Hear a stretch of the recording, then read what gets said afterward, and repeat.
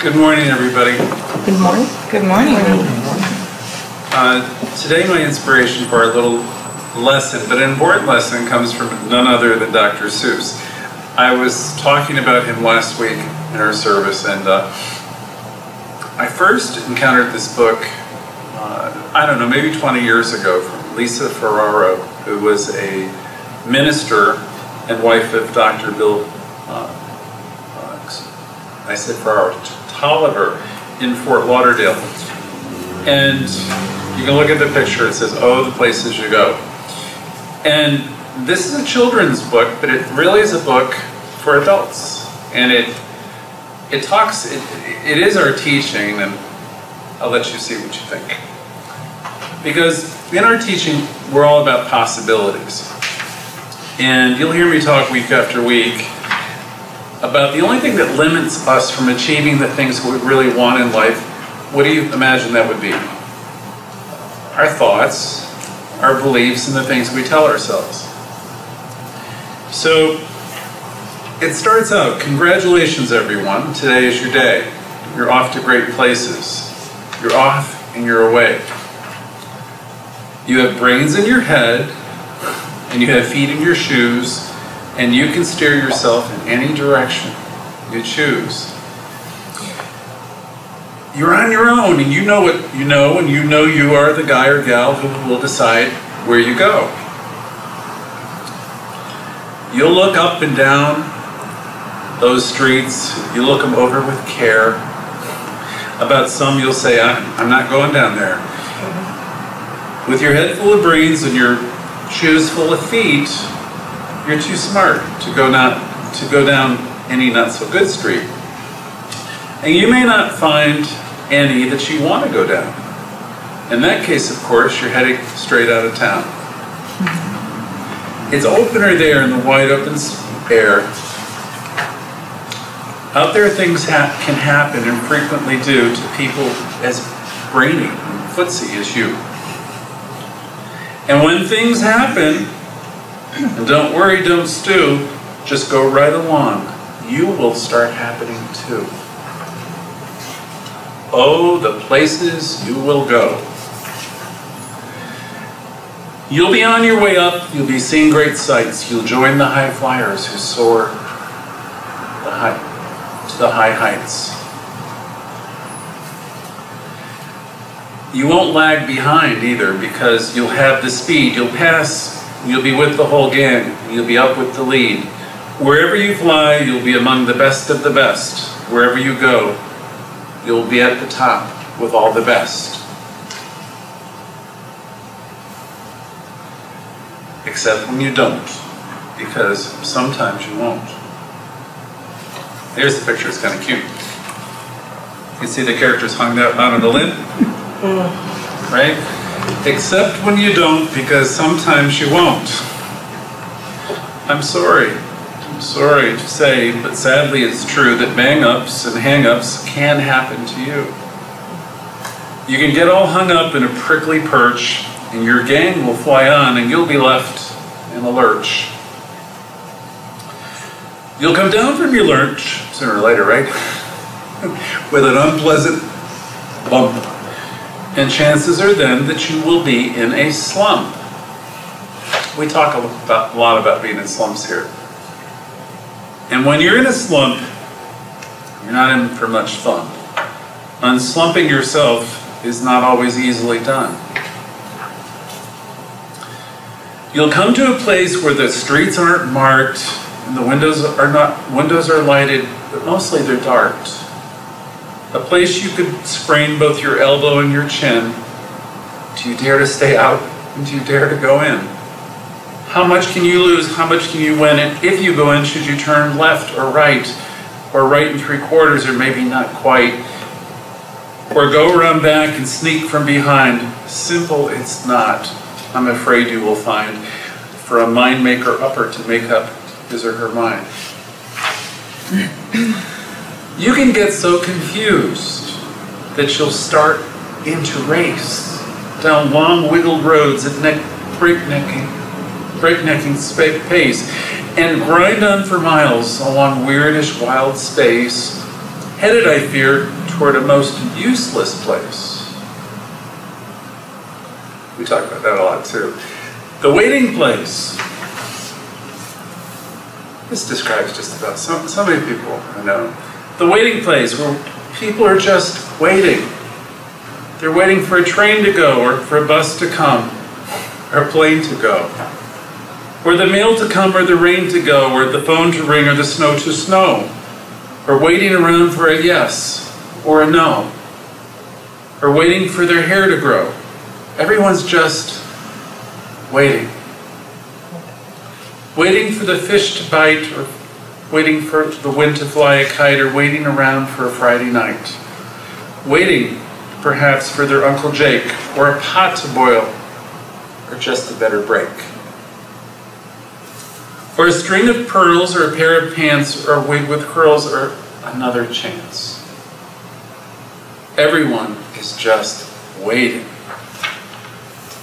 No, no, no, that's not for you. Somehow you'll escape all that waiting and staying. You'll find the bright places where the boom bands are playing. With banner flip-flapping, once more you're going to ride high, ready for anything under the sky. Ready because you're that kind of guy or girl. Oh, the places you are going to go. There's fun to be had. There are points to be scored, there's games to be won, and all the magical things you can do with the ball will make you the winningest winner of all. Fame? Wow. You'll be famous as famous can be, with the whole wide world watching you on TV. Except when they don't, because sometimes they won't. I'm afraid that sometimes you'll be playing lonely games too. Games you can't win, because you're always playing against you. All alone, whether you like it or not. Alone will be something. You will be quite a lot. And when you're alone, there's a very good chance that you'll meet things that will scare you right out of your pants. There are some down the road between hither and yon rather, that can scare you so much that you just won't want to go on. But you will go on, though the weather be foul. On you will go, though your enemies prowl. On you will go, though the hack and crack howl. Onward up many a frightening creek. Though your arms may get sore, your sneakers may leak. And on you will hike, and I know you'll hike far, and face up to your challenges, whatever they are. You'll get mixed up, of course, as you already know. You'll get mixed up with many strange birds as you go, if you haven't already. And so be sure when you step with care and great tact, and remember, life is always a great balancing act. Just never forget to be dexterous and deft, and never mix up your right foot with your left. And will you succeed? Yes, you will indeed. It's 98.25% guaranteed. Kid, you're going to move mountains. Be your name Buxton, or Bixby, or Bray, or Radishi, Allen, or Alan O'Shea. You're off to great places. Today is your day. Your mountain is waiting, so get on your way.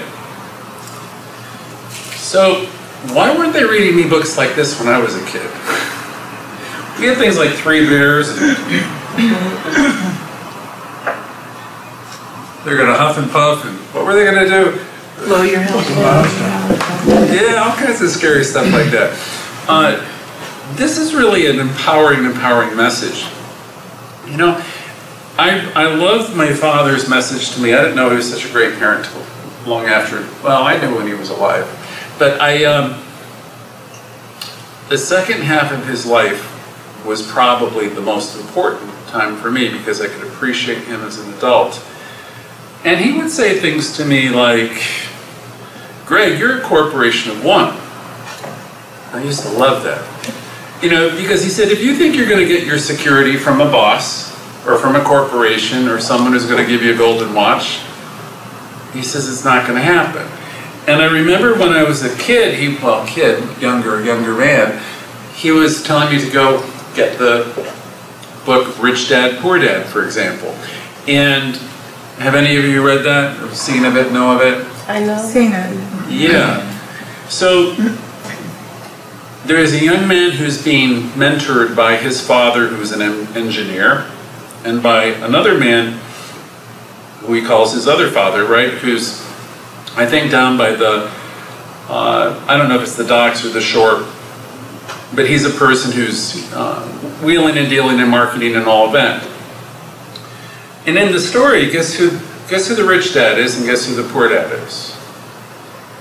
The poor dad is the father who is the engineer, who plays by every rule and plays safe and everything else. And the rich dad is the guy who's got the expansive mentality, the person who knows that he is cause to his own experience. This is what we teach you here at the Center for Spiritual Living. You are cause to your own experience. There's absolutely nothing that happens to you by accident. From the Course in Miracles, I usually close with this line. It takes great wisdom to understand that all events, circumstances, and happenings are helpful. Now, if you really can think about that for a moment, it takes great wisdom to understand that all events, circumstances, and happenings have been helpful. That means you've really needed everything that you've experienced to bring you to be the person you are right now. You know, your life has been a blessing. And it's really been great. And each of you, I know some of you well, each of you have accomplished so much, and yet you do not give yourself a shred of credit for anything. And I think that's too bad. I think it's tragic in a way, because if you could focus on the victories that you've had already, you've had victories, overcomings, challenges you've met, connections you've made, people you've loved, good you've done, and somehow that doesn't enter into your mind, and once again you're left in a new day thinking you're not okay, and who you are is insufficient in some way. I think it's Barker, but I'm not sure, one of the texts when I was becoming a minister, who said gratitude is causative. And this is a Thanksgiving time. And really, truly, if we can have a grateful heart, if we can bring ourselves to really being mindful of the blessings that exist for us, in us, my God, I mean, look at the things that we have overcome personally. I've survived a couple relationships. One person died. I've been through a lot of stuff personally. I used to drink, had a very, very bad drinking problem. And I remember hitting a tree head on. I've like been in some accidents that most people don't walk away from. And countless other problems, which I'm not going to bore you with. But the thing is, you know, I'm still standing, right? And so are you. So the universe, just by virtue of your presence, is not yet finished with you, right? You know, there's more to be done. And I maintain that each of you, myself included, are far better equipped now than we've ever been before to handle whatever the heck is in front of us. And in fact, if it's there for you. It's on your dance card. You're the creative one that brought it in. So instead of, I'm in church, pissing and moaning about it, right? How about getting excited about the most important person in your world? Whatever it is, no matter how icky and ucky it looks, if you're in a slump, as we just read with Dr. Seuss, we're not saying it's fun to be in a slump, right? I don't find that to be enjoyable. But I have to know by now that I have what it takes when I'm in a state like that to deal with it. I remember in 1990 where I had a partner who was dying, and it was pretty tough. It was 2 years of, maybe 15, 20 nights like,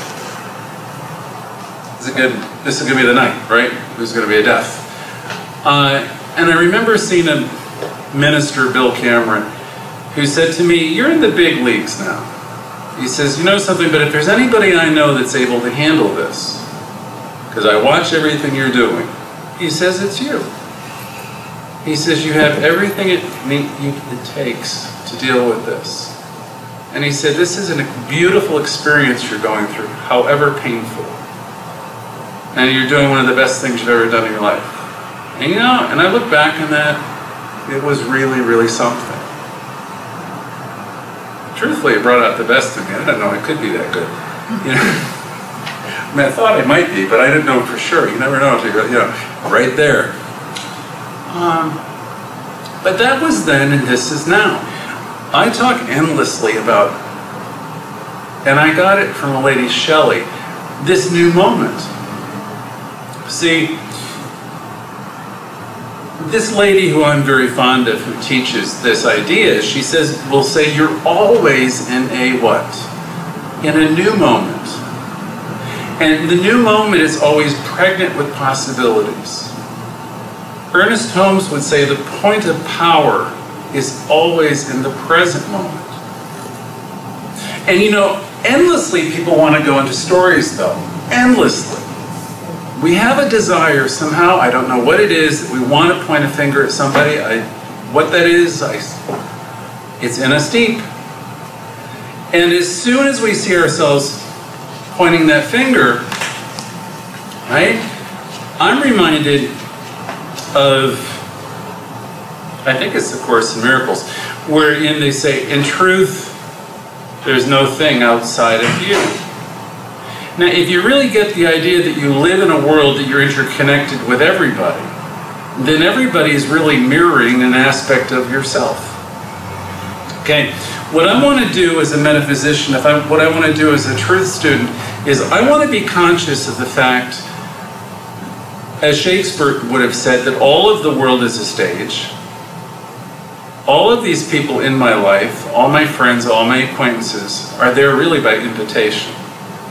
If you think about it. You assign them the roles that you assign them: husband, girlfriend, boyfriend, friend, villain, SOB, bad guy, good guy, right? And the truth of the matter is they may be all of that, they may be none of that. And the other thing is you may tomorrow completely do what? Change your mind about it. So I could be creating Leslie to be lovely and wonderful today, or tomorrow I could think she's a villain and terrible, and Kathy I could think is divine, and then tomorrow, So what is that about? I would probably guess that Kathy and Leslie would be the same that they've always been, but what's changed day by day? Leslie's pointing to my brain. Are you trying to tell me something? Well, my generation called it tripping. I don't know what your generation calls it. We trip.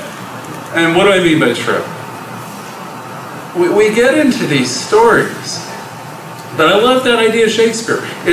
The whole thing is a stage, and you're assigning them their entries, their exits, you're banishing them from your play. Bill Tolliver used to say you are the author of your own experience. You get to say this is good, this is great, or this is terrible. And you can do a mini drama, a mini series about it. The only thing I don't have the luxury anymore, at whatever age I'm at, to do the mini dramas in the same way.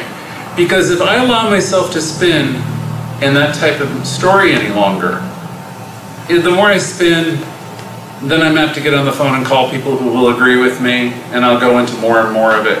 And where is that going to take me in the end? See, we play here. We play with fun books, we play with Dr. Seuss, we play with heavy books, we play with we do a lot of things here. But in the end, it's always going to be about the conversation that you're having with you. Florence Scovel Shinn, I haven't read her many years, but I do remember a line from one of her prosperity books, stated that you need to be the guardian at the gate. You need to be the guardian at the gate of what the heck it is that's living and running inside of whose brain. And you say, but Greg, I'm a mess. And I might say, yeah. No, I wouldn't say you're a mess. But I would say, I'm a mess too. We're all, in that sense, we all have these stories. So what do we do when we find that we're in one? First of all, you got to know you've got it going on, because half of the challenges, most of the people you meet don't realize that they're creating their own lives. Most of the people you meet think it's the economy, or they think it's the president, or the politics, or, it's always about everything other than themselves. Part of this process of growth is taking responsibility for your life. I've been teaching from Louise Hay's book, You Can Heal Your Life, God knows how many years. I can't count them anymore. The 80s, right? Sometime. And she will say some things that are brilliant, which I think mostly come from the science of mind. She'll say, every thought you think is creating your future. Every thought you think is what? Creating your future. Mary Curowitz was a practitioner friend of mine from Boca Raton years ago, since made her transition. She said to me many years ago, Greg, you are a child of a lesser God. And I said, what do you mean by that? And she said, well, you're a good Catholic boy, you're trying to help everybody, and you're full of guilt, and lots of guilt, and you thought of yourself as a sinner, and all of that, right? And she said, you felt close to God? I said, yes. She says, and you prayed? I said, yes. And sometimes your prayers were answered, yes, and sometimes no. And I said, yeah, I used to get in a lot of trouble. I'd wind up going to church, I'd be on my knees, and I'd be praying to God, please what? Help me, save me, do something to fix me, I'm in trouble, something like that. And Mary said to me, Greg, you're a child of a lesser God. You were a child of a lesser God. She says, the God that we teach you here, the universe that we teach you here, the principle we talk about here is this. She said, the universe so absolutely loves you, so absolutely gets you, that it responds to your every single thought and says yes. The universe always says yes. It doesn't miss a single thought. The power that you have, Ernest Holmes said, is so amazing that it affirms your every single thought. It doesn't get any better than that. When you realize you have that kind of power, that kind of ability, where you know that every thought you think is creative, then it really starts to make sense to pay attention to what's running around in your head.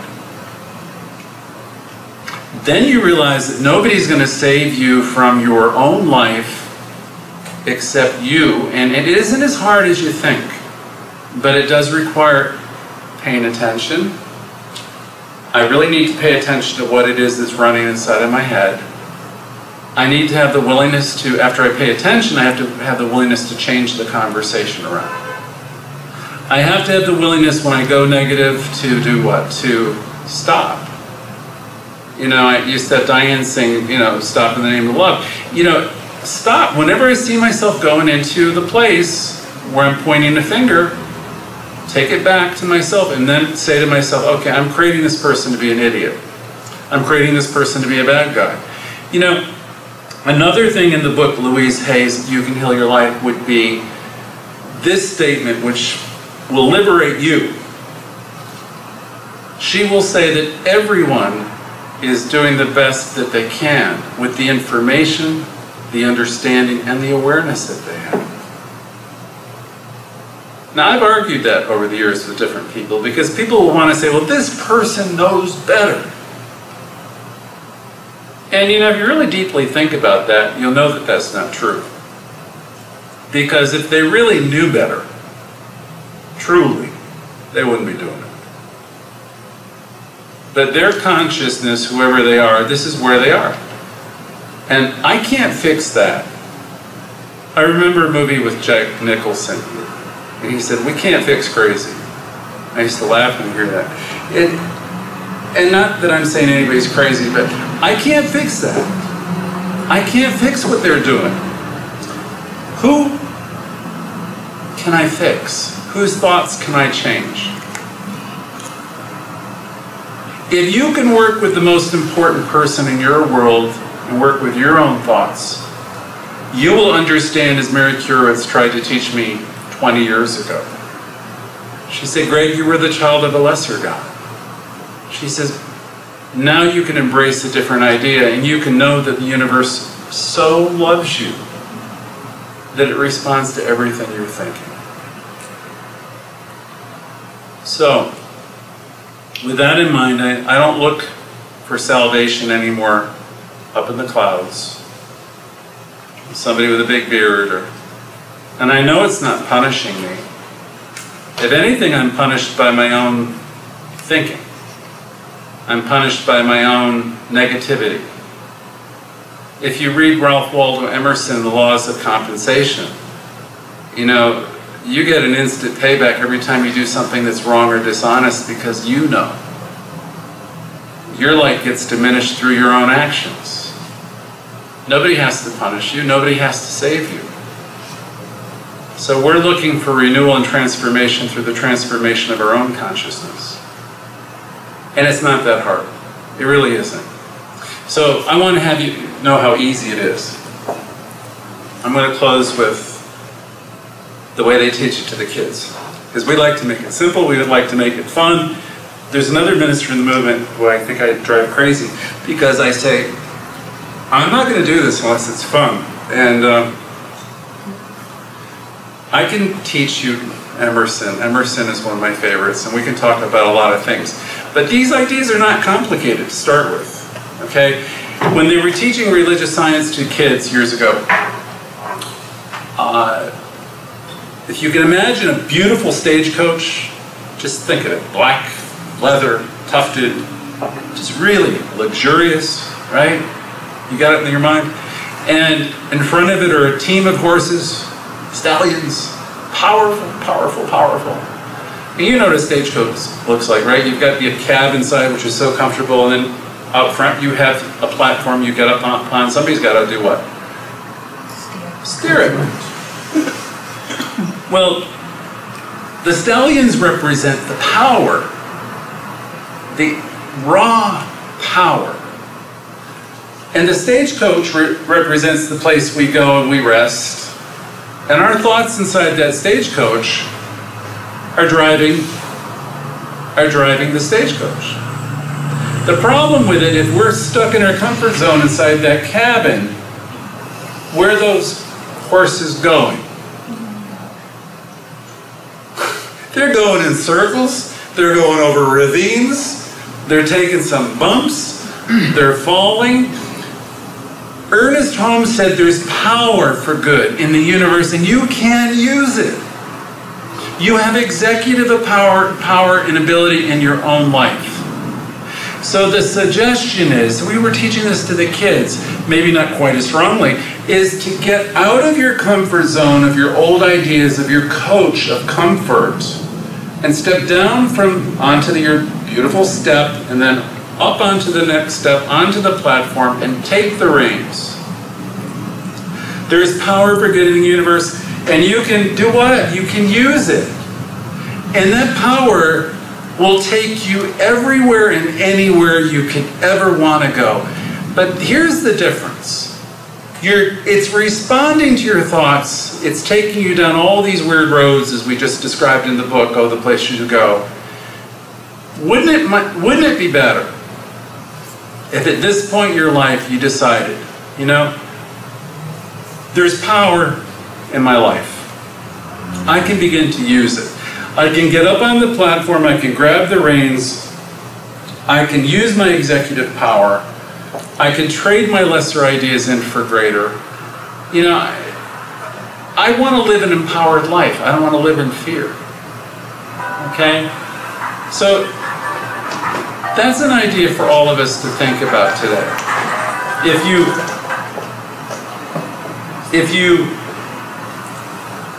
If you like this teaching, it's as simple as that. You can heal your life, Louise Hay, when faced with the question of where do I begin? She'll say, you know what, it's like, think of your house, if it's a mess. She'll say, start wherever you are.